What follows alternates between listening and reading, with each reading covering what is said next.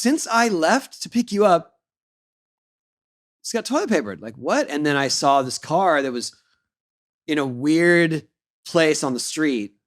Clearly it was the dude that had just done it because he just got in his car. And I could tell he was kind of frozen, like, oh shit, they're home. And then he takes off real fast. And so I chase him. Oh, yes!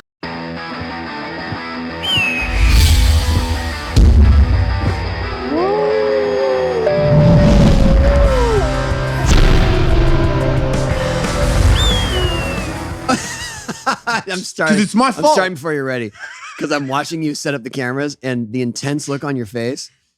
If it doesn't work, who's to blame? Yeah, I know, but we've done this many times. Yeah, but I hit my head a lot, man. Dude, I almost signed one of those boards, Tony Hawk. Really? Yeah, because I kept looking at your autograph next to mine as I was going to sign it. Okay, you're bringing that up, so I'm just going to grab one. Do you want me to? What? I'm always going to test the cripple. Yep. Yes, I am. I'm so over the limp. That's my I'm enjoying skating and I'm proud of how far I've come. You should be. But the limp that I have to endure when I walk sucks so bad that I'm just going to work on that now. It looks, can I say this might help you out? It looks really cool when you fall off after doing a ride of like some pretty good stuff. It doesn't feel cool at all. And then when you get up and you're like, and I'm like, he can't even get up. He just did like I tried to explain. He did like a frontside tail slide and then you couldn't get up off the ground after I tried to explain to someone yesterday because they're like, I just think you were skating too early. I go, look, I understand that perspective and I'm sure that I probably should have waited a little bit to start skating. But when I skate, I'm not doing a motion with my legs that I've got to, put one and like I can sort of distribute my weight evenly and sometimes a little bit here and there, but it's not like walking. Yeah. Falling, sure, but most of my falls are premeditated. People don't know that you skateboarding the level that you're doing it right now is easier than you walking. Like a lot of people think, dude, you're flying in the air. That's dangerous. But I know that you're doing a fucking 2-foot backside air. Yeah. Your leg doesn't work, but your brain's like, dude, I piss 2-foot backside airs. Okay. Yeah. Calm down. There's a great disparity too with, I can do like that. I can do backstairs. I can do lip slides, tail slides, stuff like that. But like I went up on the mini ramp and contemplated a blunt to fakie. Yeah. And it was like, I couldn't even get into it. Right. It was so frightening. Good. And so scary. Yep. And the same with just doing ollies on the ground. Like that is one of the most frightening things. Because I'll tell you what, the impact other day, on your leg, right? Yesterday, I forced myself to do a sweeper. It took me almost an hour. Sweeper. Is it no, I know the sweeper. I'm trying to understand which part is the pain. Because is it when you try to lift your front leg up? It's my front leg. So no, it's my front leg. I can get into the sweeper all day. Okay. But the idea that I'm going to jump and all your weight, all my weight's going to be on the front leg. Isn't that coming in? Don't you feel that on the lip side? Because when I saw the lip side, I was like, "Whoa, dude! You have to lean on your front." No, because I kind of got light foot technique when I come in. I don't put a lot of pressure on. I just put enough on the wheels to clear my back wheels. So it's not like I'm fully committed to my front foot. Yeah. But a sweeper is like your foot's out in a tail drop position. Yeah. And you're jumping on it before. Do you know what I mean? You're not jumping on it to tail. You're jumping on it on the way down. I don't know. It was more of a mental obstacle to overcome. It took me like 20 tries yesterday. I'm out here all alone trying sweepers on the quarter pipe. You cup camming yourself again, you fucking maniac? No. They were working. Okay, somebody was there. People were like coming in and out. Good. And they're like, what are you doing? I'm trying to learn a sweeper. I'm trying to do. I can't wait. This is going to be the best pocket when you get a little bit better and you're like as good as me. and then you and I are like. It's going to be a while. I don't know if I ever will. Oh, fuck off. You and I will be at one point, we'll be like, fuck, we're doing like, face height. Fuck, I almost made that. I'll be like, me too. We're almost as good. This is awesome. We should both learn that fakie to blindside 5 together. Because you haven't learned that. No. I used to be able to do it. Me too. Well, there we go. That's our next challenge.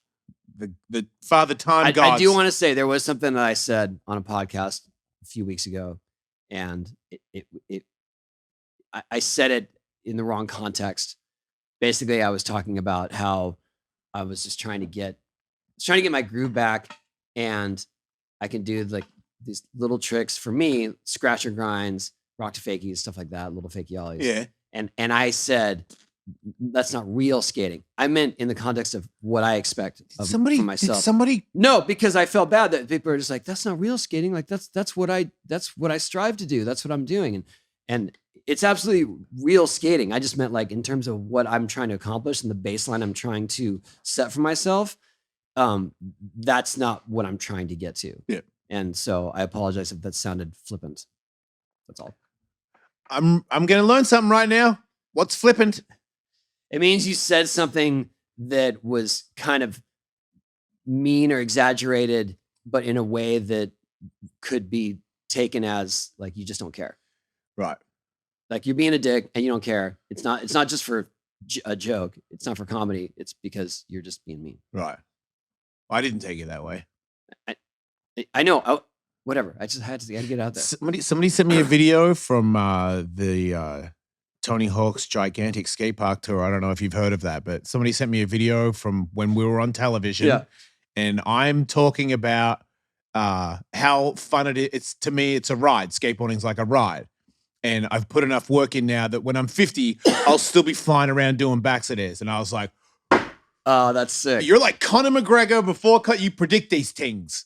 That's pretty good. But I'm going to be skating when I'm 50. I'll be doing backs-a-days. I was like, hey, I'm 50. I do backs-a-days. Yeah, little guy. You got it. You were right. You did it. I'm so pumped on me predicting these things. I was like, he fucking got it. Yeah, I guess I never set ultimatums. And who's an old guy that skated in front of you that made you realize that when you get older, you'll be able to do it? Well, it's always mostly been Kevin because he's 2 years older than me.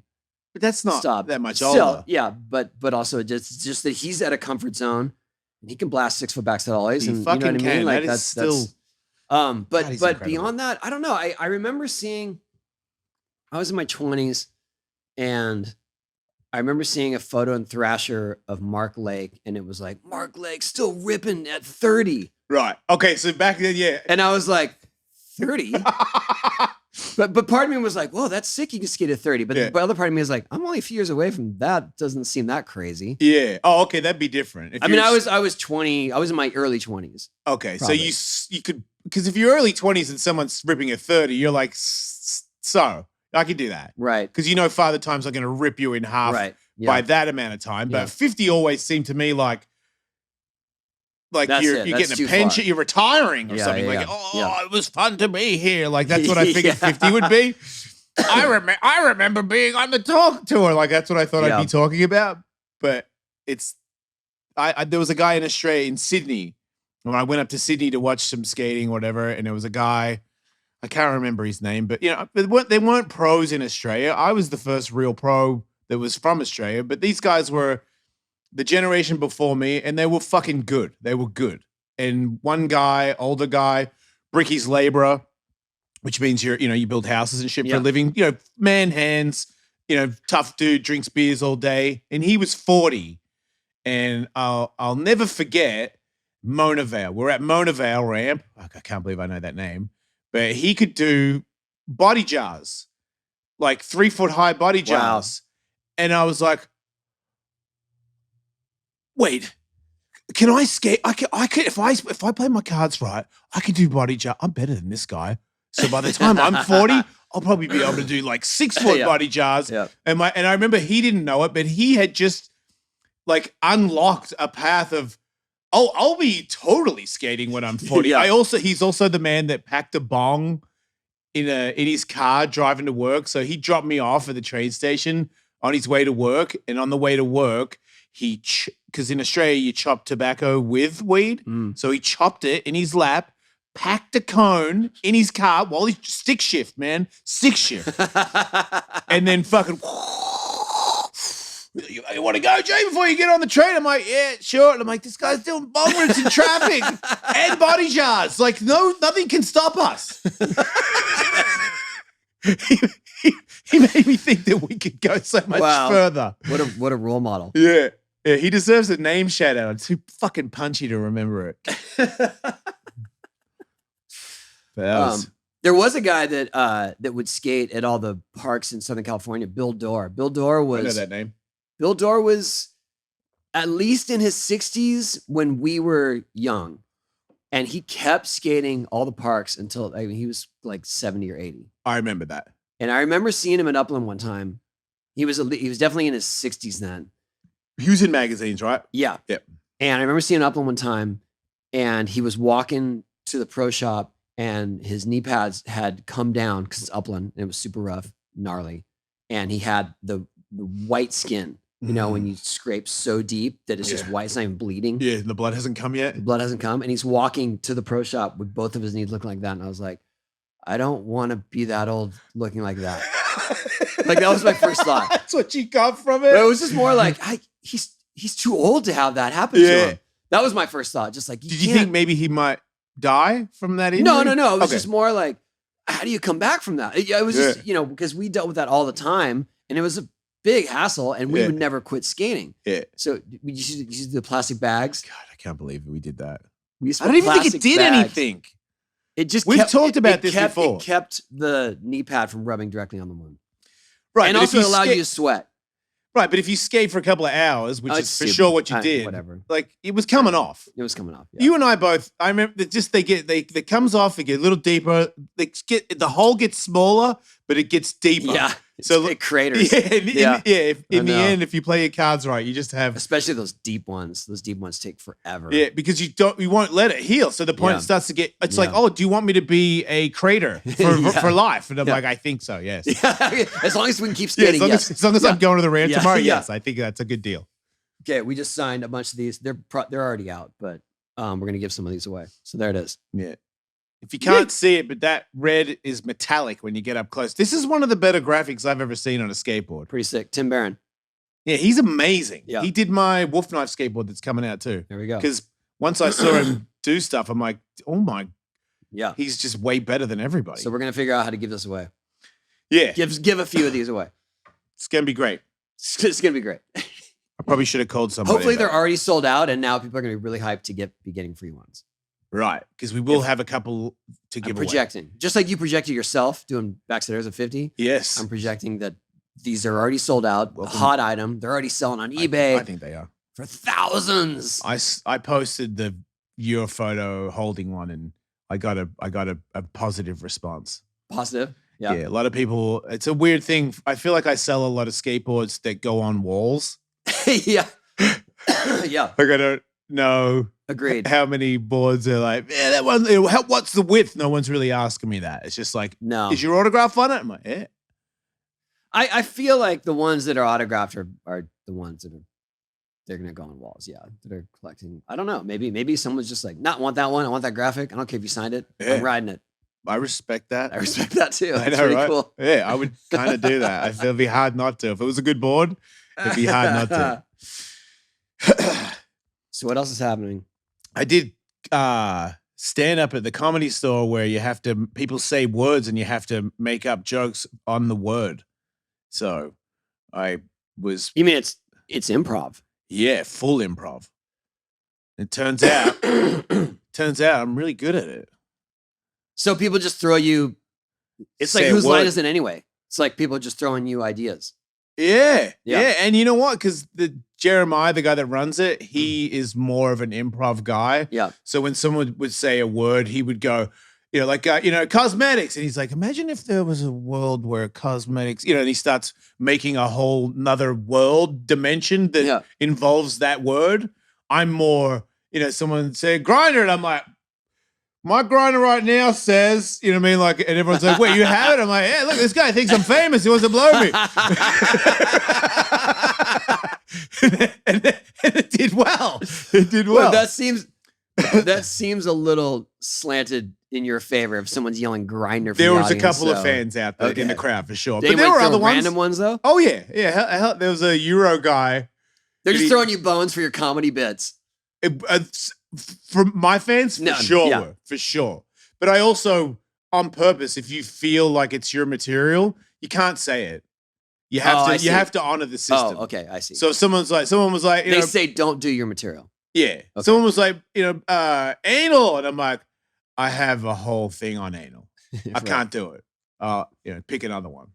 It's some Euro guy. Pick another one. Some Euro guy that he just flew from Sweden into America and had an argument with his wife. So he said, I'm just going to leave and you can stay in the hotel. And he just went to Hollywood and then walked into the Comedy Store. And then here he is. How do you know this backstory? Because he told me. That's so weird. And he had sunglasses on. That was what I'm like, why you got sunglasses? My wife, she takes prescription. These are all I have. He said something about Australia. And then I went in on him because he was like, he's something Australian. I was like, oh, you trying to come at me, Euro boy? I'm like, you realize that you guys invented rollerblading? Yeah, he's exercising. Like, started frying him for being a whatever. Yeah. But then afterwards, he came up and was like, man, you're the funniest guy there. And I was like, thanks, Euro guy that's getting a divorce in America. That's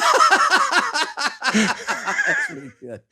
Yeah, but it was really, because there's a lot of pressure. I'm like, I don't fail, Don't be the worst person here. Don't, be good, because these people don't know who you are. And if you do well, they'll have you back.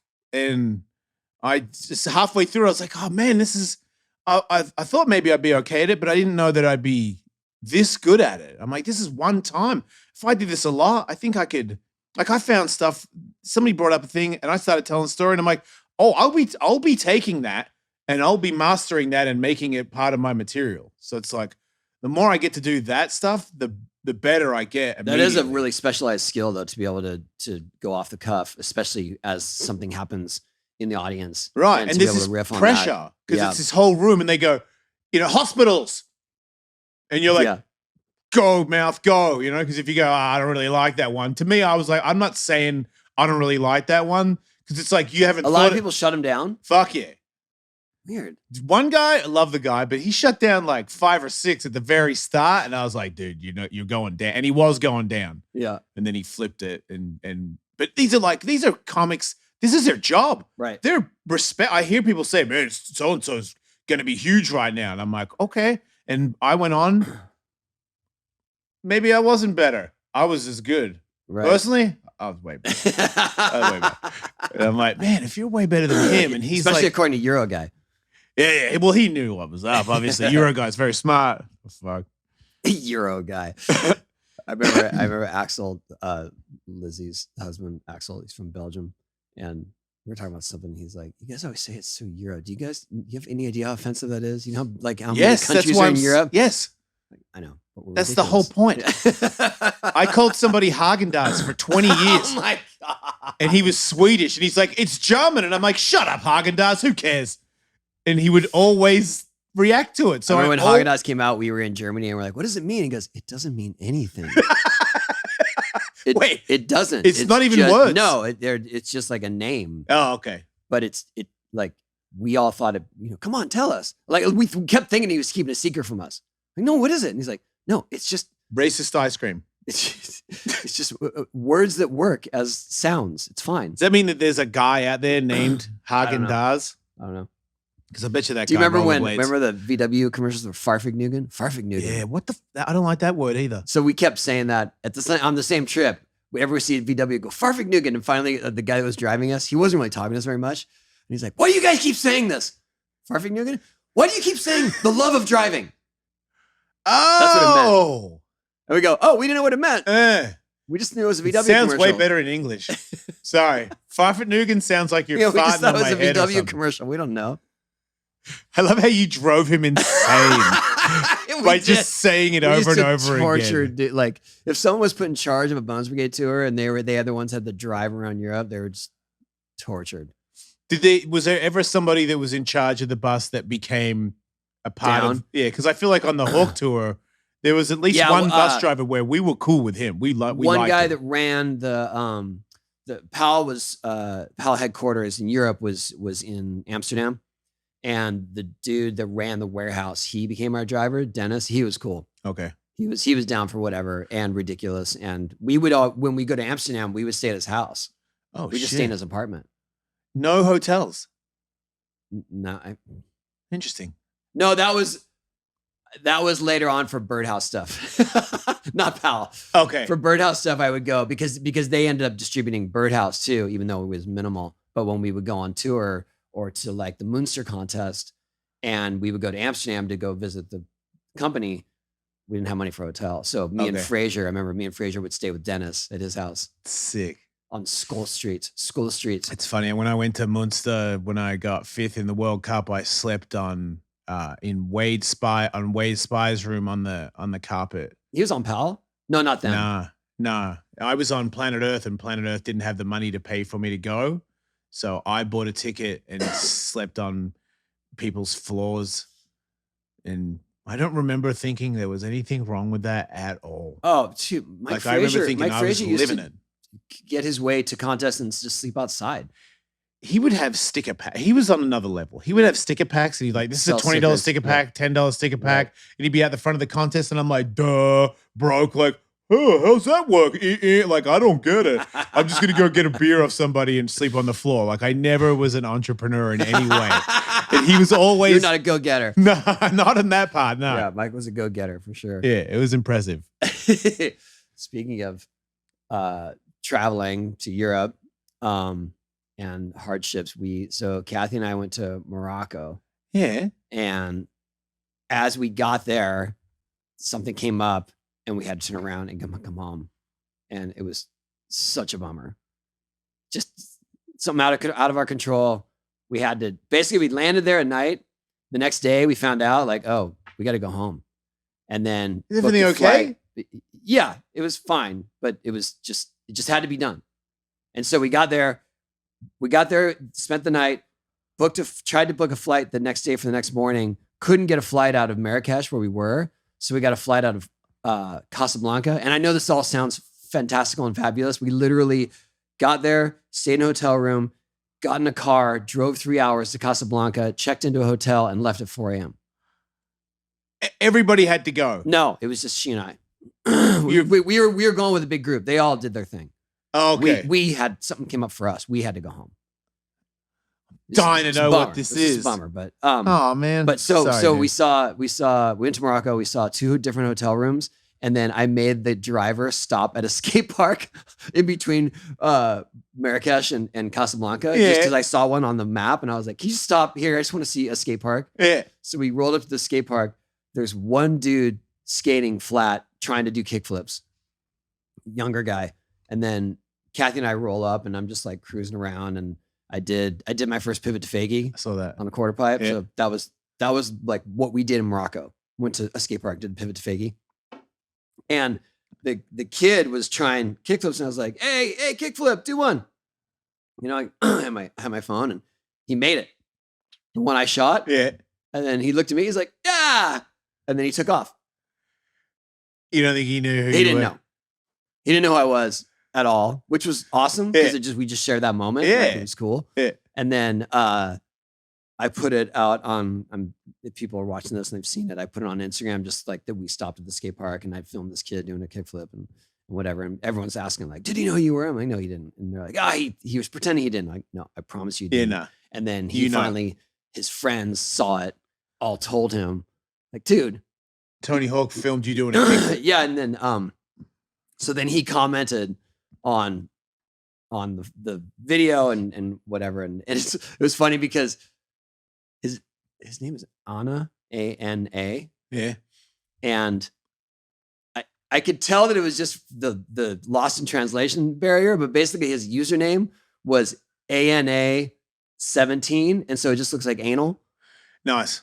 And then it says XX, ANA 17 XX. Oh wow, so it looks like it's like a porn tag. It looks like a porn tag, totally. This poor kid. I was like, nice to meet you, bro. You might want to consider using a different username. Get the X's out of there, dude. And then he finally changed it. I think he figured it out. But ever since then, he's been asking me for free skateboards.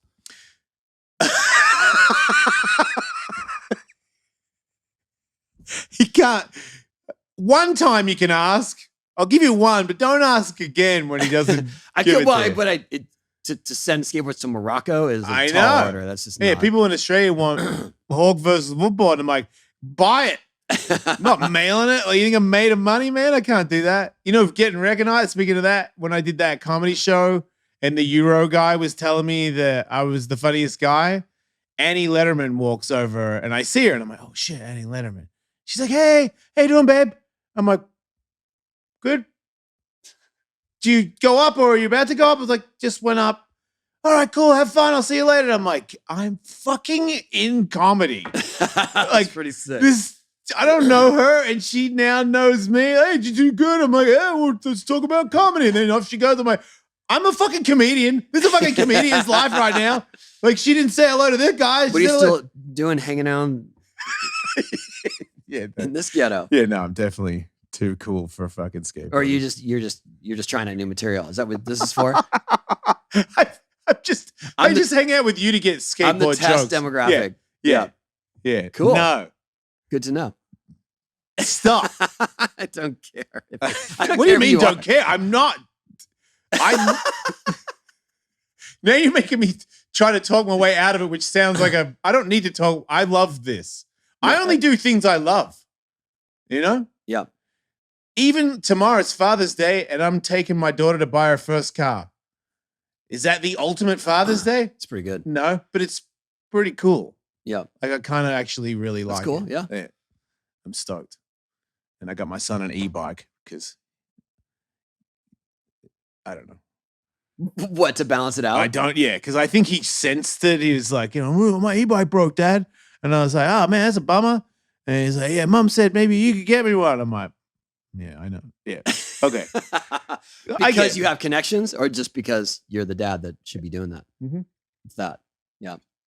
I don't want to make it look, she's awesome and she does so much that every now and then it'd be good if Dad did something, and she knows that I get off on it. Yeah. She's not doing it because she doesn't want to pay for it. She's doing it because it's like, if I know you want to buy Devin her first car. You don't want my husband to. You want to. And I'm like, yes, that is correct. I wasn't going to argue, but I would way rather be the person that gets her first car. That's awesome. Yeah, I'm excited about it. And I'm excited about her choice. It's not like stupid. She's like, I'm looking at these secondhand cars at this money. And I'm like, oh, yeah. I thought for sure I was going to have to argue with you about that's super how tricky. You can't and have I know, a fancy car when you first get a car. When all of our boys, each one, when they turned 16, 16, 17, it was always like, do they think we're just going to get them like a Range Rover or something? That's what I thought. I thought she was going to say Range Rover. And I was like, absolutely not. Yeah, if your car's worth more than my car, this is not cool. Yeah. No, they were all actually, there was some lucky timing in that, like when one of my kids turned 16, I had to deal with Minnie. Oh, okay. And Minnie is owned by BMW. So I got like a super, super discount. That would be an even cooler flex on a basic one. Yeah. And then when Calvin turned 16, I did a big promotion with Cadillac, and just one off. I went to their racing thing. I think I told you that, where I went to their whole racing. And then I got a connection through there, and then I got one at cost. Cadillac SUV, way cheaper at cost. Way cheaper, yeah. So I felt very lucky in that sense. I thought about pulling Bucky Lassick flex because Bucky hooked us up with Subaru for my wife, but it wasn't like cost or anything. But it was a little bit cheaper, and I was like, I could flex on that. But she's like, I don't really want a Subaru, and I'm like, okay. Yeah, I know. That's the other thing. Is just kind of like, well, you know what we did was we bought them as a gift. Okay. So they weren't really involved in the scenario. Okay. One of them was because he wanted to use one, and we just were like, yeah, you want to use a car? Sure. Okay. Right. But Riley's first car was a Prius, and it's a smart person's purchase. Someone sat on it, like sat on the trunk or the hood or something, and then I'll never forget this because it wouldn't latch, and the light would stay on, and then it would kill the battery. Oh man! So his battery was always dead. Was it a new one? No, it was used, but it was in good condition. We didn't fix the latch. Just let it burn out every day. Yeah, couldn't figure it out. And also he lost the key to it. So it was in it. The key was in the car. Couldn't find it. tore it out. So it was a disaster. So he could never lock it. What's that? He could never lock it. No, my sister actually ended up buying it for her son, for my nephew, and she fixed it. Right. Yeah, I don't know. New ones are crazy. The way people drive Los Angeles, it's like you're gonna get hit. You know, like my wife, the Subaru, 2 people hit her car, parked out the front of my house. Oh my God! Just like big grind on the side of it. I'm like, somebody backed into the golf cart yesterday. I wasn't there, thank God. Oh my God! But Katie went to the store in the golf cart, and I guess an older guy was backing out, and he didn't know what he was doing, and at one point, he'd come to a complete stop and wasn't going anywhere. And Katie had music on. She listens to like really obnoxious metal shit. So she's got metal blaring in this golf cart. And this guy just puts it in reverse and backs up. And she doesn't know where the button is in time. And he just hits her. Oh, damn. And she gets out. She's like, what the fuck are you doing? And the old man's like, oh, I didn't see you because your car's so small. It's like, what the? That's not a fucking excuse. But apparently they had it out with each other. I was like, I'm just happy that I wasn't there because he's like 4 houses down. I'm like, you don't want to know me. Oh man. Especially if you hit my wife in the golf cart. Yeah. I don't want to say it. Just rather not meet him at all. He also stole some of my meat too. What? I get meat, Stay Classy Meats. It's like grass-fed meat sponsored by him, and they send me meat like every month, a cooler of meat. Yes. It's fucking good stuff. One time says, your meat's delivered. I'm like, where? It's not here. And then my ex sent a package for Devin to the house. Also, they're not there. And because my ex runs a tight ship, she goes, oh, I know exactly where it was delivered because I've got some tracing thing. And I go, oh, so it's that house. And I go over there and I'm like, hey man, you got a bag. It's a bag of women's stuff. Okay. So he ain't using it. Yeah. And I'm like, you got a bag that was delivered? He says, oh yeah, I do. And I'm like, you got some, you trust in my tampons, motherfucker? Like, are you serious, dude? You for sure got that meat. I know you do. So I think whatever gets to his house, he just takes it. Oh, you mean because it gets delivered to him by accident? Yeah, but he takes it anyway. I thought you were saying he was actually like staking out your house and taking stuff. That would be the dumbest thing anyone's ever done. Well, that's what it sounded like. Yeah. So, but still, like you've had packages come and they don't have your name on it, and you don't take it. No. You don't take it. What is that? No, you never know when you'll need some tampons. I'm like, I'll shove them up your ass. But also, it's got your name. You know, generally names usually around. I don't know. Yeah, no, I don't know my name. I was gonna say I don't know my neighbors. One time recently, I did a Jason Ellis show, and there's people parked in my driveway. The show ends, and I'm like, okay, see you later. And they go to get in their car, and there's a yellow Corvette parked across my driveway, and I'm like, what the fuck? What? And then a lady comes out. She's like, hi. Look, I parked across your driveway because my sprinklers are on and I don't want to get my car wet. Is that okay? And I go, nah. Nah, mate. She's like, no. And I'm like, nah, mate. Yeah, no. I was like, no, it's not. You're blocking us from leaving my house. Yeah. Oh, okay. And I'm like, she hates me now because I wouldn't let her block me into my own house to avoid sprinklers. Yeah, you're mean. Thank you. You're not a good neighbor. No. You don't love thy neighbor. No. No. Not at all. No, but if a bunch of people attacked their house and were robbing them, I would beat them all up. I caught a guy right after he toilet papered my house. What the wait, recently? No, this is years ago. We were I went what happened? I left the house, went to go pick up my son. Yeah. Who was at a friend's house and not that far away, but 15, 20 minutes away. And then we pulled up and there's toilet paper everywhere. And it was crazy because the other boys had all kinds of friends over. Like the house was bustling of people coming in and out and whatever. And I was like, since I left to pick you up, it's got toilet papered. Like what? And then I saw this car that was in a weird place on the street. Clearly it was the dude that had just done it because he just got in his car. And I could tell he was kind of frozen like, oh shit, they're home. And then he takes off real fast. And so I chase him. Oh, yes. So I'm chasing him and he's hauling ass. And I'm like, this is so stupid. Yeah. Because now you're still going for it? How far? Like, I'm going because he turned right. He turned into it. He turned right, and I knew that was a cul-de-sac. Oh, yeah. You know what I mean? Like, oh, that guy doesn't know where he's going. Yeah. He's just trying to get away. Yeah. So then I blocked him. Yeah. And I was like, dude, what are you doing? And Spencer, my son. Did you get out?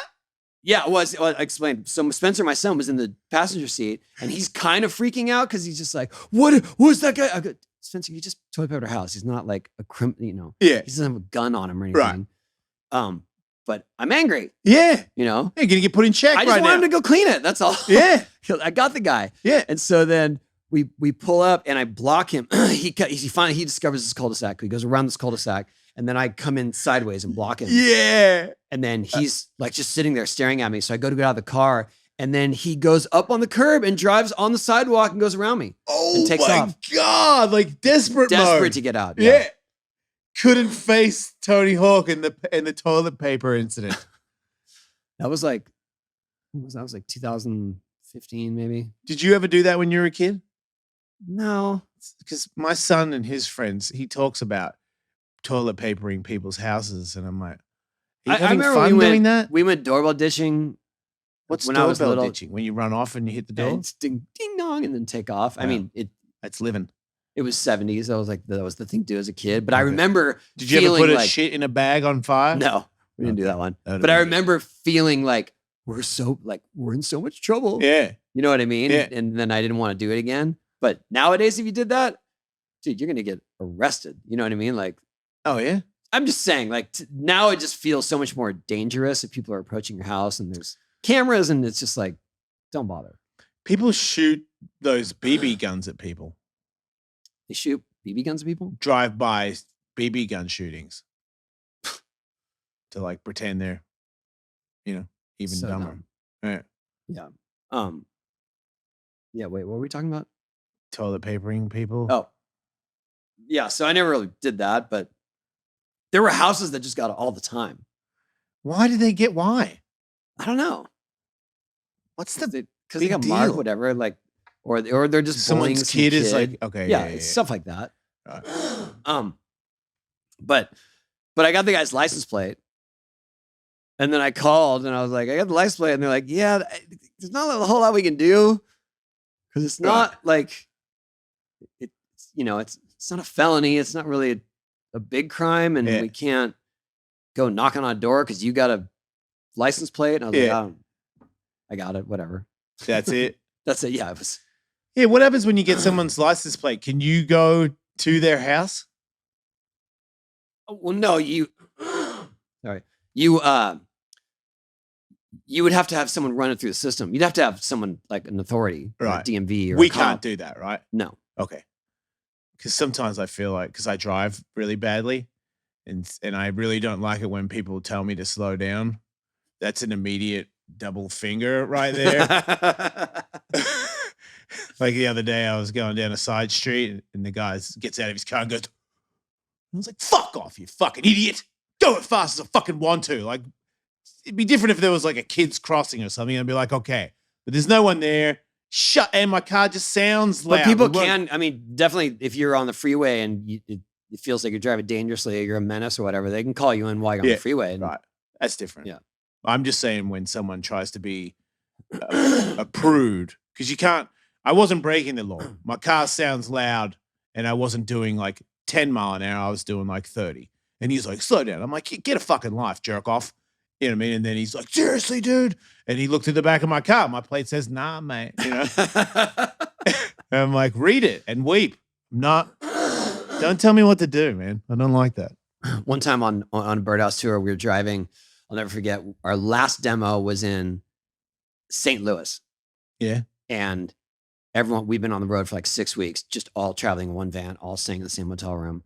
And we're like, let's go home. St. Louis. And then Jeremy Klein was like, I'll drive through the night. Okay, let's go. So Jeremy drove all night we got to Texas, and then I took over. So then I'm driving I'm probably 6 or 7 hours into the drive. He drove until the sun came up. And then he's like, okay, I'm done. It's sunny out. So the sun's out. Oh. And so then he just pulls over, like literally on the freeway. And then I get in the passenger seat. I get in the driver's seat because I was sleeping. And that's my turn. And then we were somewhere near Albuquerque. And this dude was like, this one dude's in the fast lane, truck's in this lane, and he's just blocking all traffic. So I'm just I'm getting close to him, not tailgating necessarily, but I'm getting close enough to him like, dude. Yeah. This is a roadblock. Yep. Like, get over. They don't care. And I'm punchy too. I'm driving. We slept in the car all night. Right. I've been driving the last 7 hours. I'm just trying to get home. Yeah. No, actually, we had one more demo. So we're going to go one demo in Phoenix. We're driving straight to that. Wait, you drove for like 12 hours and then do a demo? Yeah. It was added at the last minute. They're like, oh, on your way home, can you stop in Phoenix and skate? Are you guys bummed when you get that call? What's that? Do you guys, the team, get bummed with that call? They're like, yes, another demo. I think at that time we were charging $400 for the whole team to do a demo. Yeah. So they're like, oh, we're having a demo. If you guys show up, we'll pay you. Yeah. I'm like, let's go. How many people are doing the demo? 5. So like $80. Yeah. Well, I always you guys are like comedians. I always have one amateur. So the pros got 100. And then basically it was Willie, Jeremy, and usually Steve Barra or Paul Zitzer. Okay. So those guys got $100, and then the other money went to gas and food and hotel. Got it. One hotel room. But anyway, so finally this guy gets over and he's like, yelling at me because he thinks I'm bullying him. And I was like, dude, it's just the flow of traffic. Yeah, we're just trying to go and you're blocking everything. Yeah. And then 5 minutes later, 3 cop cars are pulling me over. Oh my God, he made up a story about you. Yeah. And then he pulls up behind them. To encourage you. Yes. And then he pulls up behind them and he's like, he's driving like a bat out of hell. He's going crazy. He's tailgating. He's passing on the side. I was like, dude, what? And the cop comes over and he's like, this guy says you're this. I'm like, no, he was blocking. And he's like, well, let me see, and then he's obviously already on edge because we're a bunch of dirty skaters in a van. And so he's like, where are you coming from? And I was like, St. Louis. Yeah. What do you mean? He goes, well, we've been driving all night. He's like, I want you to pull up on the next off ramp and go get a cup of coffee. What's that got to do with anything? Because he thinks that I was driving all night, right, and that I'm delirious and sleepy. Yeah. And I was like, I'll do that. Okay. And he's I have called every cop from here to the Arizona border. And if you are going 1 mile over the speed limit, you're going to jail. And I was like, okay. Sounds good. Thank you, sir. I would want to beat that van guy so bad. So we were late to our demo in Phoenix. Yeah. God. Citizen Zanus. I got put in a holding cell in Georgia for speeding. Wait, how fast were you going over the limit? It was, I'll never forget, Steve Barra and I were driving. We were doing these little like mini ramp demos. And we were coming from Kona. So we were doing demos in Florida. It was so weird. There was like this band that had a mini ramp behind them, and they were paying me and Christian and Omar, I think, to skate while they played. Okay. But then we realized quickly that they weren't paying us most of the time because they weren't actually getting the money from the clubs. The whole thing was super sketchy. Yeah. So I only did a couple, and then we went to a Kona contest, and then Steve Barra and I were going on to something else. I think we were meeting up with a Birdhouse tour. That was it. So we left that to go to a Birdhouse tour. So we rented a Geo Metro in Jacksonville, one way to Atlanta. And then we were meeting up in Atlanta to meet the Birdhouse team. And then on the way, the speed limit was 65. I think I was going 75. And I got pulled over. And the cop was like, he looks at my license. He's like, oh, yeah, you're out of state. Yeah, you're going to have to come to the station. So why? He goes, well, 'cause I can't write you a ticket if you're out of state. That's not true. And I was like, well, what? And he goes, and you're going to have to pay cash.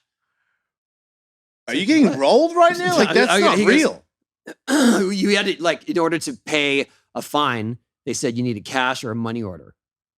And I was just like, what? And then we go, and I realized as we go, like, I don't have cash, and I don't have mail order, whatever. Like, I don't have money order. Like, what am I going to do? And so we get there, and I'm like, Steve, here's my ATM card. Go get money. Like, here's my code. Go get money, because I don't know what's going to happen. Yeah. And if I don't have money, like, they might stick me here overnight. Yeah. So they stick me in a holding cell. I For went 10 miles over the speed limit. Yeah. And then I'll never forget when I went in, luckily no one else was there. And I remember hearing the clerk go, yeah, it's pretty slow tonight. So bring in kids from out of state. And then this guy was like, I'll never forget, it was Tift County, Georgia. And he's like, yeah, well, that's what happens in Tift County when you're speeding. I was like, what? You go to jail? And then he finally wrote up my ticket. And luckily, Steve, it took him a while. I was probably in there an hour or so. It's a long trip felt like to a long the time. ATM. Yeah. And then because he kept going to different ones and they weren't working. Oh, Back then, like, not all the ATMs were interconnected. Yeah. So he had to go to one that had my whatever system. It was so ridiculous. Then he came with cash, and then we paid cash and we left. How much money was the ticket? I don't know. It's like $200. What do you think the real reason is there? Like, is that guy got a scam where he brings people in, gets the cash, and keeps it? Why do you imprison a man for speeding? You know, when it's like just down the road, you don't. Or another officer, you don't do that. I told you, remember I had a turbo Porsche and I got a gun pulled out on me in Hollywood. I get it. I look stupid. But the car, I guess I was going through side streets because I used to live up there. And I got off the airport, so I was like trying to come home late at night. And I was going through those stop signs where instead of coming to a full stop, I slow down, there's no car, keep going. So I guess there's a cop that's following me, and he's on some other side street trying to keep up with me. And he can't keep up with me because I'm driving like an asshole. Like, I get it. I'm an asshole. I'm not trying to argue that. He finally catches up to me, and it's like, and I'm like, easy, dude. Like, I just pull over because I didn't feel like I was driving erratically. That's just how I drive. Yeah. I was just cruising leisurely, which is offensive to most. So he gets the gun out. He's like, hands in the air. I'm like, dang, dude's getting serious. And then I look back and I'm like, really, dude? Like, really? You're doing that to me? So keep fucking hands on the steering wheel or whatever. And I'm like, okay. And he's like, where'd you get the car? I'm like, I bought it. And he's like, no, you didn't bullshit me. And I'm like, hey, man, I know I look like a shithead, but I bought this car, all right? And then he's like, show me the license and registration. And I'm like, okay. And he goes away and he comes back. And as he comes back, another cop drives past and he gives the nod to the other cop. And the cop's like, cool. And he goes, see that guy? I go, yeah. He goes, that guy would have ruined your life for what you did in front of me. But I'm going to do you a favor and let you go with a warning. And I'm like, you were going to shoot me. And now you're going to let me off with a warning because I think he felt bad because it came back that I actually do own the car. And he's like, what? How? You know? And I'm like, I know. It's not, I haven't always been, I do work, I do stuff that is not criminal, I just pitches, calm down. I used to get pulled over when I was 16 because I looked like it was that's different. 12. Because you for sure look like you don't have a license. For sure. No. Yeah. Yeah. All you guys, dude. Cab. Whenever I look at you old guys when you were young guys, I'm like, were you pro at 8? Because you look so little. I know. You're little. Now it seems like it's kind of a regular, like there's a new era of you guys now. Like I think my era, I know Dom Kekic from Australia. Yep. He was one. He was a little guy that had big man tricks. Yeah. I'm like, this guy's going to be gnarly. Seems like now I see so many little people doing stuff. I don't even know who they all are because there's so many of them. Some kid, Colin, does like fucking 8-foot backside ollies. Oh, yeah. I seen that guy. I'm like, what the fuck, dude? He's like fucking 3 foot high. That guy is insane. Yeah. Like to that little and to go that high with the body power that you have. What is that guy's name? It's incredible. I want to say he's like Japanese and German. Is that what it is? Or German and Brazilian. He's got dual nationality. Okay. And I don't know where all that footage is from. It's incredible. But the last one I saw where he did 4 gnarly, perfect setup airs. Yeah. And into then a backside olive. That's what I saw. Into a fucking monster. Yeah, and like, how little he is. Like 11 foot. Power to weight ratio. Yeah. It's like a 20-foot backside ollie on a Mega Ram for me. Because that's what it looked like. Yeah. For his size to be that high. We got to find that dude. Yeah. He DM'd me, I think, or sent me a video of him doing a double air walk to fakie. I saw that. Because he had so much freaking time. Yeah, Just like, I saw that. Rant. And that's actually, that was a game, a video. Sorry, that was a trick in our video game. If you do an airwalk for so long, you end up doing it like back and forth. Nice. And I was like, he's doing it. He's doing the THPS thing. Yeah, that's so funny. Man, I heard Bert Kreischer today on Tiger Belly talking about how he was obsessed with Tony Hawk Pro Skater to the point where he'd be driving down the street and he'd see a rail and be like, oh man, I could totally fucking kickflip and grind that. And I'm like, I've heard that. You don't skate, bud. Yeah. But you have the, like, who was it? We used to rip off somebody. Who was the guy that was on, he did a lot of nose wheelie manual rolls with the tuck knee? Scott Oster? Scott Oster. Scott Oster? Oster style. Look at the fucking handrail. He would and somebody quoted him for saying that because he said, we'd be driving in the car and he'd just go, look at fucking handrail. And people just kept saying it to the point where it kind of like the fucking German thing. Yeah. Like it just kept, I was just like, fucking handrail, look at fucking handrail. Like it stayed in there for like 15 years. I couldn't help it. Like whenever my wife will do it, she's like, what are you looking at? I'm like, a handrail. And she's like, even she knows how old and terrible I am at like that I would never ride that rail. She's like, why? And I'm like, well, there's a bank right there, and you could fucking, if I wasn't me, I could ollie onto that and grind away. I love how those things that just stuck. Yeah, it's not going anywhere. There was that one PAL video where the announcer was like, oh my God, he's going off. Oh my God, he's going off. And then Stacey had that repeating through the part. Oh, and then wow. we just kept saying it. You kept saying it, or the crowd? We just kept saying after that video came out, we're just like, oh, someone would be ripping like, oh my God, he's going off. And then at the end, he's actually announcing me skating. And he's like, and he's tired, he's got to have a rest. Let me ask you this. Chris Borst, when he said, dude, I can't even subscribe instead of describe. In Animal Chin? Yeah. Yeah. Did he mean that, or did he I don't know. Because you don't want to say that he could potentially be that dumb for a second. You're like, I don't know. He probably had the joke. I love Chris Borst, so I don't care. And he knows I love him. But we quoted that for many years because even me. I'm sure that's why they left it in. Oh, because I'm sure they left it in because it was just like, oh, well, he screwed up and just leave it. I was like, skateboarding seems so cool in America. There's a scene in Animal Chin where when Lance does the thing where his head's in the ground. Yes. and I look at him like, you're so lame. Yeah. If you look closely, I have these marks on my nose because the night before I walked into a screen door. I do remember you having marks on your nose. So I was looking where I was going, I looked up and it's just, the screen door scratched my nose like tic-tac-toe style. Yeah. And then that next day, it was like, what the hell? I don't know. And Stacey's like, bummer for you. Oh, wow. Okay. Yeah. I'm going to say real quick, shout out to Paul Schmidt.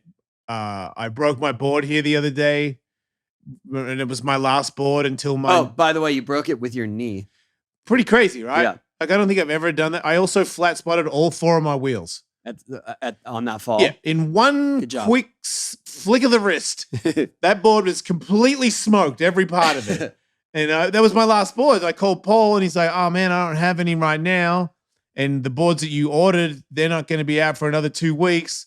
And I'm like, okay, man, it is what it is. And he's like, I you know what? I can make some for you. I'll make a couple for you. And I'm like, really, dude? And then yesterday, He fucking came over to my house and gave him to me. Oh, wow. So Awesome. I got to set up a board before I got to, like, Paul Schmidt comes over. He's the real deal. Right? He's the real deal. And then he went to Woodward. He's driving up to Oh, Woodward. yeah. And He's all skate. Sent me video of, because he told me about there's a vert ramp there that has a resi mat. Yeah. And I was like, really? Is it a full-size vert ramp? Like, not a little one? He's like, yeah, I think so. And then he sent me photos so that I know what it looks like. Super slippery. Right. But I would like to spin some 900s into it. They have a resi and they have a foam pit. On either side. Yeah. He showed me the whole thing. But shout out to you, Paul, you fucking legend. Legend. You're fucking sick cunt, mate. Sorry. That's the compliment. In Australia, it's a compliment. Sorry, everybody who isn't Australian. But to all the people that are Australian, I get tons of messages from Australia now. Which is because they think you're American? No. That's so fun. No. Your accent's in limbo. No one says that. Oh, mate, you should fucking hear yourself on there. No one said that. That's just people that have hated me before I moved here. Oh, okay. But it's a lot of, I followed you in skateboarding and now you're, on the podcast with Tony Hawk. And I'm like, you know me from skateboarding in Australia. That's a really, really long time ago. Like, how are you, dude? Like, how's that? How are you? Yeah, because I feel like I know you. Like, if you knew me back then, we probably knew each other. It wasn't that big, ever. But you were here, and then you went back there, and then you came back here, right? Yeah, well, no, it was kind of an off and on thing. 6 months here, 6 months back there, until I got sponsored by PAL, and they got me an athlete visa. And then once I got the athlete visa, I used to come back once a year for 2 weeks. Mm-hmm. And then when I had kids, and then my dad died, my brother died, and that was kind of like going back to Australia was like, I had a therapist that was like, you know what you should not do for a while? Go home. Right. He's like, it's ruining you. So I took his advice. And then the pandemic came. And now it's like, oh, wait, Lee listens. Lee, love you, mate.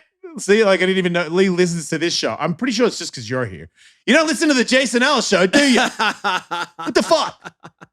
We're over there doing it by myself. You only want to hear what Tony has to say. I get it. Nah, they're great. Is this show, you can just watch it from anywhere, right? It's global, man. We're going global. Everybody, Euros, you name it. I get it all. Get messages from everybody saying how great the show is and how it makes them want to skateboard again. That's the one that means a lot to me, where there's people that are even not doing activities. And they're like, I see you and Tony out there, like just never giving up. And I'm like, man, what am I doing? I'm only like 45. These guys are in their 50s. And I'm like, that's all I want before I die. That's all I want. Like that I did something where I made your life better because you saw whatever I did. I just saw a surfer tag me in a post that he broke his femur, same. And he showed the video of it. He was riding a stand-up board and he did big off the lip. And when he came down too hard and broke his leg in the water. So it's not over when you break your leg in the water. You got to swim with a broken leg. Yeah. And I guess they were in a remote area. There's more waves coming. Well, also, yeah, you got to get through. You got hit by another wave with a broken Many. Oh, many, yeah. Oh, but he has his homies got him in, but then where they were surfing was remote. There's no road access, so it sounded like they had to carry him on a surfboard to where an ambulance could get to him. It sounded gnarly. Yeah, it sounded super rough. But he was commenting basically on my progress. So he's like, "Look at Tony was doing this at 12 weeks." He's like, I got 10 weeks to go. Yeah. Before I'm doing that again. Yeah. I was like, oh, that's cool that he sees it like that. Because you are the proof. No, I'm excited. The thing that I don't share is the struggles, and there are many. Like my leg hurts a lot through the day, and sometimes it's super discouraging. And coming here to skate sometimes, even though I want to do it and I'm compelled to do it, is so daunting and scary.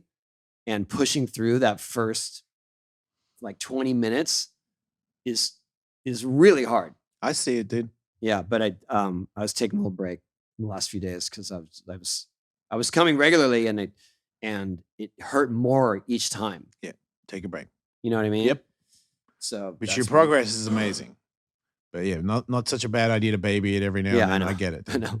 Dude, I started training. But then again, I did a sweeper yesterday, so yeah, on chill. a mini ramp. Chill. No, I mean that's huge. It is. That's huge. It is. And that is real skating. That's real skating, people. Yeah. You know what he's talking about when he says it's like, when you're a guy that invented the 900, it's hard to get pumped on a sweeper. Can you imagine that? Like, I can't do a 900, but if I could, it'd be hard for me to get pumped on a sweeper. I fucking do 900s. It's weird, the stuff that feels really, really scary, though. I mean, like last week, I did a stalefish. Yes, I saw that. And that feels pretty good. Like that feels like, that I could figure it out. I tested a couple and I was like, oh, I think I got this. Like pondering a sweeper on a mini ramp, a pivot to fakie on a mini ramp was way scarier. Yeah, because you can't, if it slips off, you're not getting out of it. I can't run. Right. Yeah. I know what's going on here. I know 9 times out of 10, a pivot to fakie is easy. But every now and then it slips off and you don't know why. And if you have his leg and it slips off, I can't, you know what I mean? Like, problem. It's like, you're like, you got to hold it. Like, please watch out on the way down. You're eating shit to save your leg. Like, I get it. I think I'd take the impact everywhere else if I had to do that. I did a body jar the other day. That was, I did it like, I did it spontaneously because if I had thought about it, I probably wouldn't have tried it. Because I was it was the same thing. I did stalefish and then I did board slide fakie and I was like, ooh, got a little something going. And then I did a little setup air and did a body jar. And coming in on body jar was the most painful trick that I've had. Oh. Because you got to... The weight on the front. Yeah. You got to put everything on the front until the wheels hit. And that was scary, but manageable. Do you want to inject yourself with stem cells yet? Not yet. All right. I think my problem is that I don't work out other than skating, and I have to start doing that again. I was doing that before. The last few weeks of my schedule have not allowed that. Physio, yeah. So it's boring. It's not as well. It's monotonous. It hurts. It's lame. I get it. Yeah, but it was also just it was literally like I said. We are going to Morocco, and I'm going to like do a speaking gig in Nashville. Are you going to go back to Morocco or is that Detroit? It? I think that at some point we'll probably. Did it look have cool redemption for a day? It looked amazing. Yeah. I mean, definitely. There's a lot of different levels of rich and poor. That's what you're saying, yeah. Right? Okay. Like Beverly Hills, where it's just like a bunch of people shitting on themselves in tents, and then like 7 Bentleys with the same rims going by. Yeah, and we were definitely on a trip that was over the top with how they were doing it. Man. He's so pissed I had to leave.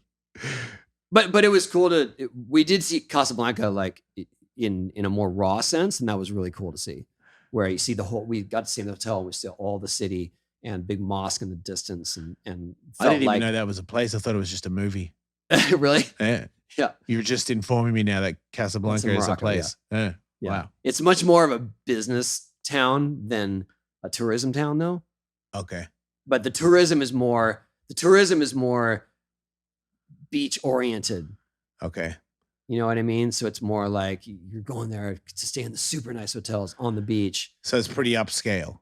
Well, in that sense, yes, but not the city itself. Pretty poor.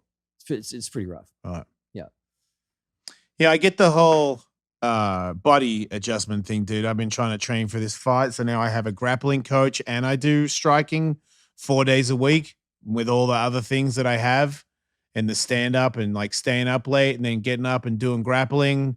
There's a couple of days where I'm like, I don't think it's a good idea that I do anything today. Yeah. And Katie's like, "You okay?" And I'm like, "Mm-hmm." Yeah. But I am lying out of my ass. I've been in that cold plunge like sometimes 15 times. I just go in there and I stand in it and ice my ankles. 15 times a day? Yeah. Not my whole body. I just put my ankle. I stand there and look at my phone for like 15 minutes and I come out. Then I'll go back in there and kneel in there and just ice my knees, look at my phone. And then I'll go in the sauna and then I'll go back in, lie in it, ice my back. Because That's full time. I'm so sore. Yeah. That there's no way. So that's the opposite is instead of me doing all that, I just am, if there's an idle time, I'm just sitting on the couch pouting. That's a great way to heal, Tony. Pouting. I find pouting makes you so much better. I think Kathy's looking at me like, what is wrong? I'm like, leg. I swear, living with you was like, because you're so together, but sometimes you are such a fucking child, and it's such a opposite of what you are. It's such a weird. It's funny to me, but I could see her being. You're kind of funny right now, but you're also fucking annoying the shit out of me. One of the kids saw me yesterday. He was like, "What is that face you're making?" I'm like, "Oh, that's me trying to lift my leg from here to there." Because sometimes I need to straighten it. It kind of gets locked up. Yeah. And so I was straightening it to put it up on a coffee table. And he's like, what is that? Like, as I'm doing, he's like, what is that face? I'm like, that's pain. It's hell, child. It's pain. Recognize. And my knee clicking at each moment of like straightening out. And that's what it is. I was talking to a friend last night and my wife about spooning, and he was saying how he's a gay guy, spoons with his boyfriend or whatever. And I was like, you're so gay. Yeah, being funny. And he goes, you don't spoon? You guys don't spoon? And I'm like, I sometimes. She's like, you do not. I'm like, you don't. So now we're both arguing about how we don't spoon each other. And I go, look, if I spoon within about 7 to 15 seconds, this hand goes numb. My fucking shoulder fucking starts to fall like it's going to come out of the socket. You know what I mean? And my hip starts to ache. Like I can't, you leaning on that and me just having my hand above my head. My fingers go numb after like 3 seconds. And he's like, really? There's that? I'm like, dude, spooning to me, I'll do it because I love my wife. But spooning is like, hey, I love you. Can I drag this hot needle down your back? It's like, yeah, if you really love me and that's going to make you happy, drag it. Kathy says that if I put my arm over it, that when I fall asleep, my arm becomes 10 times heavier than it ever has been. Right, because you're doing a polite arm, and then when you're dead, you no longer care. Yes, out of here. I get that. All right. Well, hey, it's been great. It's been great. Thanks for listening. Thanks for liking, subscribing. Whoa, sick. They match my shoes and my car. So if you're trying to keep up with me, just remember this. Nah, man. See ya. Nah, man.